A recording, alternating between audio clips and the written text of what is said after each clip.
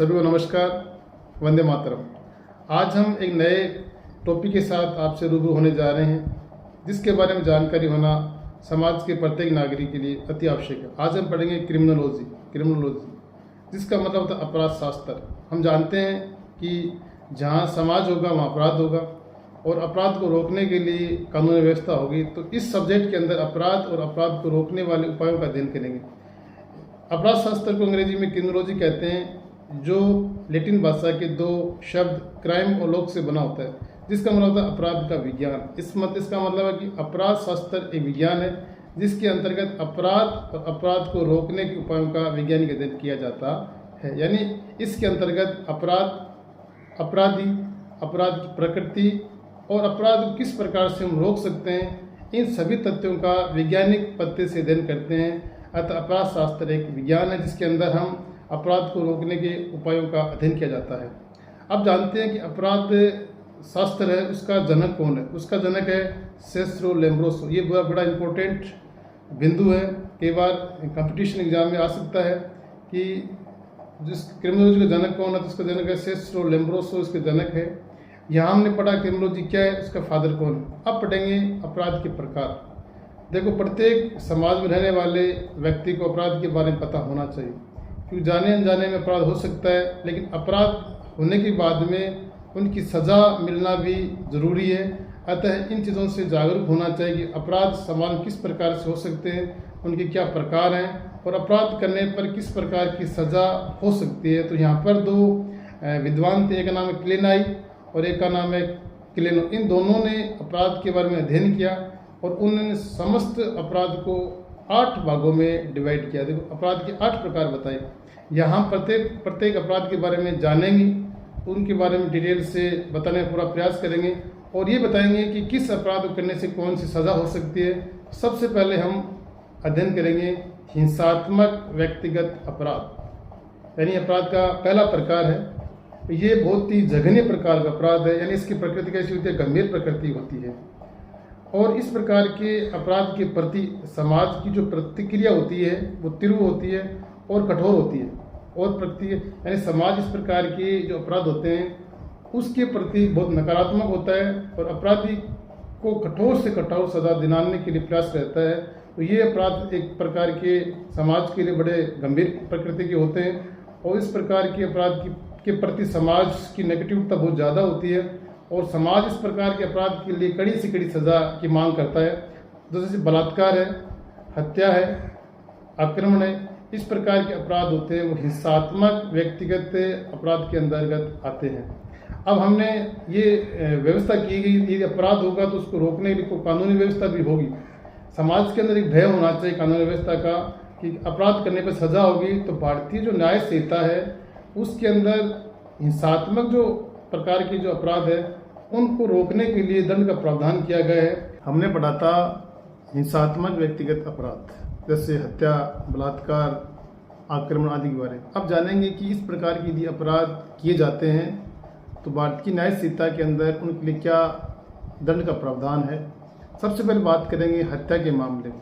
यदि हत्या के मामले में भारतीय न्याय संहिता की धारा 103 के उपबंध 1 के तहत अपराधी को मृत्युदंड या आजीवन कारावास एवं जुर्माने की सज़ा का प्रावधान किया गया है। यानी हत्या के मामले में मृत्युदंड का प्रावधान भी हो सकता है। दूसरा अपराध इसमें आता है बलात्कार, जो समाज के लिए बहुत जघन्य, शर्मनाक, अमानवीय करते हैं।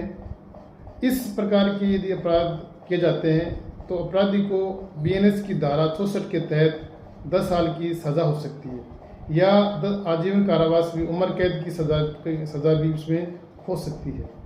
इसलिए हमें इस प्रकार के अपराधों से बहुत बचना चाहिए और लोगों को जागरूक करना चाहिए कि इस प्रकार के समाज की जो नैतिकता पर ये सीधा प्रहार है। इस प्रकार के अपराध से बचने का और लोगों को जागरूक करने का हमारी नैतिकता बनती है। फिर है सामूहिक बलात्कार। यदि सामूहिक बलात्कार की घटना होती है तो BNS की धारा 70(1) के तहत सभी दोषियों को न्यूनतम 20 साल की सज़ा का प्रावधान इसके अंतर्गत किया गया है। अतः सामूहिक बलात्कार के अंदर कड़ी से कड़ी सज़ा का प्रावधान किया गया है। उसकी बात करते हैं नाबालिग के साथ बलात्कार।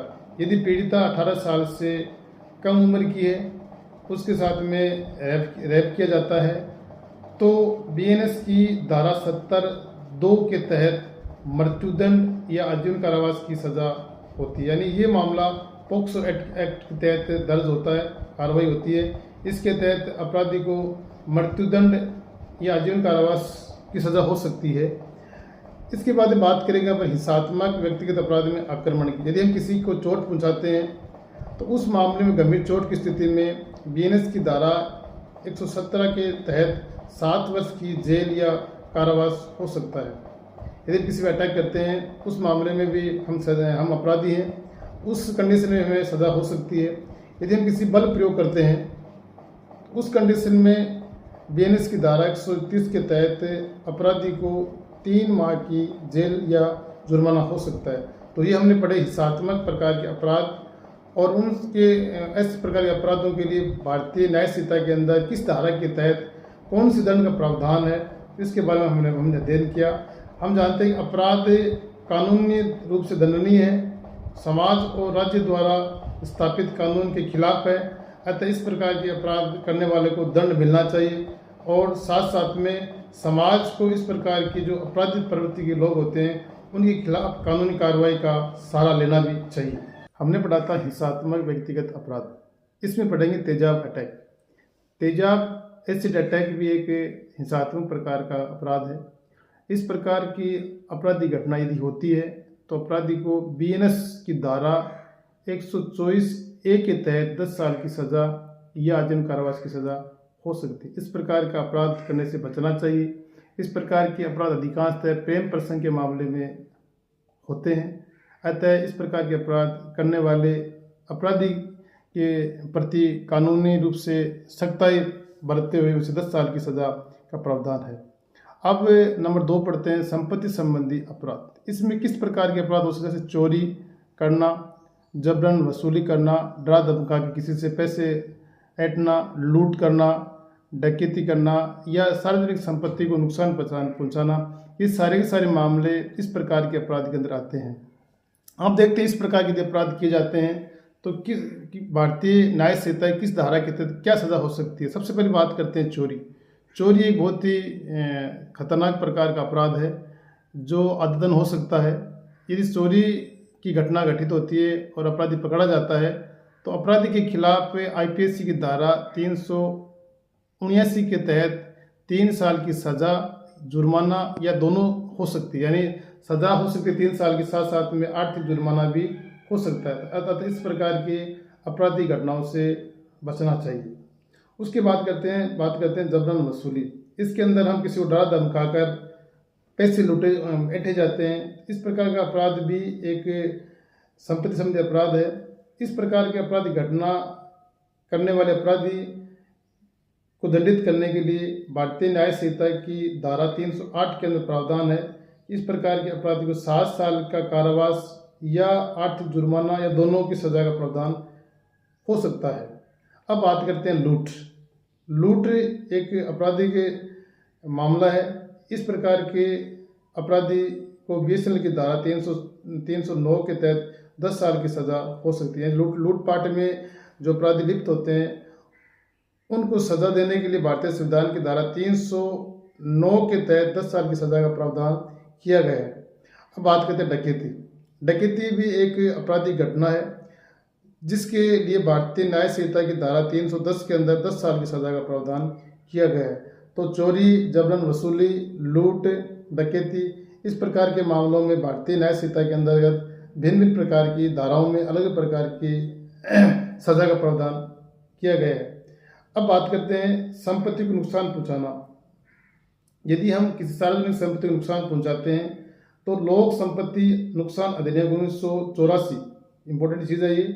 यदि हम भारतीय किसी हमारे देश की किसी भी सार्वजनिक संपत्ति को नुकसान पहुंचाते हैं, तोड़ते हैं, फोड़ते हैं, जलाते हैं, अन्य किसी माध्यम से नुकसान पहुंचाते हैं तो लोक संपत्ति नुकसान अधिनियम 1984 के तहत धारा 3 और धारा 4 के तहत कार्रवाई हो सकती है। यदि हम सार्वजनिक संपत्ति को जानबूझकर नुकसान पहुंचाते हैं तो उस कंडीशन में 5 साल की सज़ा का प्रावधान है। 5 साल की सज़ा हो सकती है। धारा 3 के तहत 5 साल की सजा का प्रावधान किया गया है। यदि सार्वजनिक संपत्ति को नुकसान पहुंचाने के लिए हम किसी आग या विस्फोटक पदार्थ को उपयोग लेते हैं, उस कंडीशन में धारा 4 के तहत 10 साल की सजा का प्रावधान है। अतः हमें संपत्ति संबंधी जो अपराध है, चोरी, जबरन वसूली, लूट, डकैती, संपत्ति को नुकसान पहुंचाना, इन सभी मामलों के अंदर भारतीय न्याय संहिता की अलग अलग धाराओं के तहत इसमें हमें कार्रवाई हो सकती है। अतः इस प्रकार के अपराधों से स्वयं को और समाज को जागरूक करना चाहिए। इस प्रकार के अपराधों से बचे ताकि समाज के अंदर नैतिकता का संदेश जाए, ये हम सब की जिम्मेदारी बनती है। हम अपराध के अगले प्रकार में पढ़ेंगे व्यावसायिक प्रकार के अपराध। यानी इस प्रकार के अपराध को जानने किस प्रकार के अपराध होते हैं, तो जिन अपराधों को व्यक्ति अपने व्यवसाय के दौरान करता है, तो इस प्रकार के अपराध को हम व्यावसायिक अपराध कहते हैं। यानी कोई धंधा करता व्यक्ति, उस धंधे में किसी प्रकार की वो 420 करता है, तो उस प्रकार के जो अपराध होते हैं वो व्यावसायिक प्रकार के अपराध की श्रेणी में आते हैं। जैसे कालाबाजारी, मिलावट, कम तोलना, कम मापना या झूठे विज्ञापन, ये सारे के सारे जो मामले हैं वो व्यावसायिक अपराध के अंतर्गत आते हैं। यहाँ देखो लिखा हुआ है, राष्ट्रीय उपभोक्ता हेल्पलाइन के टोल फ्री नंबर 1915 पर अपनी शिकायत दर्ज कर। आपको लगे कि आपके साथ में कोई व्यापारी है, दुकानदार है, वो आपके साथ में किसी प्रकार की व्यावसायिक अपराध कर रहा है, जैसे कालाबाजारी कर रहा है, मिलावट कर रहा है, कम तोल रहा है, कम माप रहा है या झूठे विज्ञापन कर रहा है, तो उस मामले में आप राष्ट्रीय उपभोक्ता हेल्पलाइन के टोल फ्री नंबर 1915 पर आप अपनी शिकायत दर्ज करा सकते हैं, जो कि एक जागरूक उपभोक्ता के लिए बहुत ज़रूरी है। हम बात करते हैं, सबसे पहले बात करते हैं कालाबाजारी।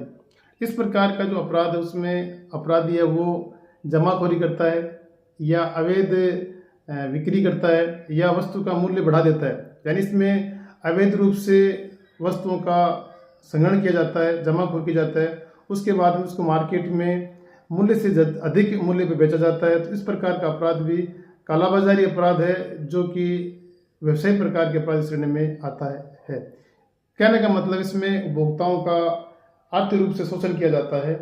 तो यहाँ देखो इसके लिए कालाबाजारी अधिनियम 1980 की धारा 3 के तहत कालाबाजारी करने वाले व्यक्ति को डीएम यानी जिला मजिस्ट्रेट या पुलिस कमिश्नर अपने क्षेत्र में अपने हिरासत में ले सकता है। यानी इस प्रकार के अपराधी के लिए डीएम या पुलिस कमिश्नर है वो हिरासत में लेने का आदेश जारी कर सकता है।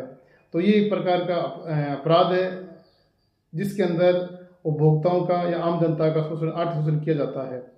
धारा 22 के तहत यदि इस प्रकार के अपराध की जांच होती है और जांच सही ठहराई जाती है, यानी धारा 22 के तहत अपराधी के खिलाफ एक जांच बैठती है और जांच के बाद में यदि वो अपराध सही ठहरा जाता है तो धारा 13 के तहत अपराधी की 6 माह की सजा हो सकती है।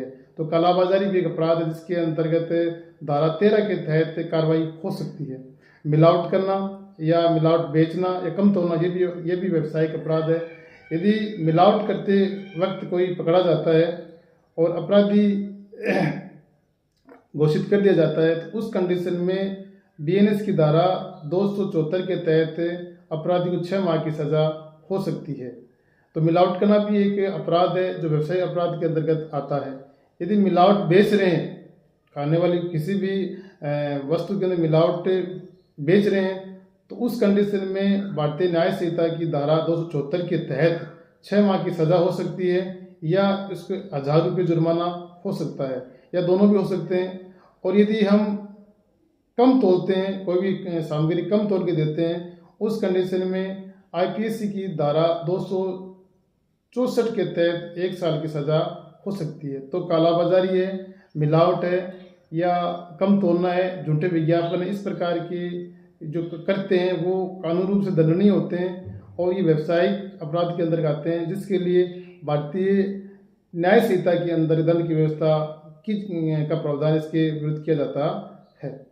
अपराध के अगले प्रकार भी हम पढ़ेंगे राजनीतिक प्रकार के अपराध। यानी कोई व्यक्ति राजनीतिक लाभ प्राप्त करने के लिए यदि अपराध करता है, इस प्रकार के अपराध वो राजनीतिक अपराध की श्रेणी में आते हैं। जैसे जासूसी करना, देशद्रोही करना, आतंकवाद फैलाना, भ्रष्टाचार करना, रिश्वतखोरी, करना और चुनावी कदाचार यानी चुनाव में धांधली करना, सारे इस प्रकार के जो करते हैं वो राजनीतिक अपराध की श्रेणी में आते हैं। इस प्रकार के अपराध करते हैं हम तो उनके लिए सजा का प्रावधान भी है। सबसे पहले पढ़ेंगे, यदि कोई राजनेता या उम्मीदवार रिश्वतखोरी का काम करता है तो जन प्रतिनिधि अधिनियम 1951 की धारा 1 और 2 के तहत वो उम्मीदवार चुनाव नहीं लड़ सकता, यानी वो चुनाव लड़ने के लिए अयोग्य घोषित कर दिया जाता है। चुनाव में धांधली करना भी एक दंडनीय अपराध है, जिसे आईपीसी की धारा 171B, 71C और 71F के तहत दंडनीय अपराध माना जाता है।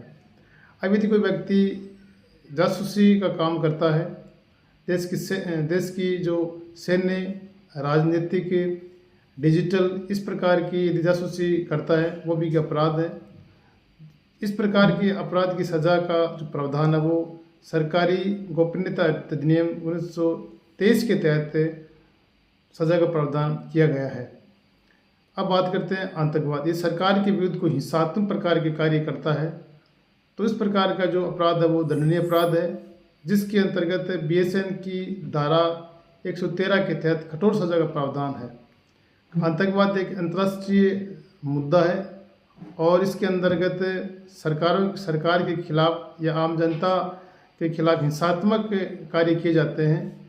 इस प्रकार के अपराध करता कोई व्यक्ति पाया जाता है तो देशद्रोही कहलाता है और उसे 5 साल की सज़ा या आजीवन कारावास या मृत्युदंड की सज़ा भी हो सकती है।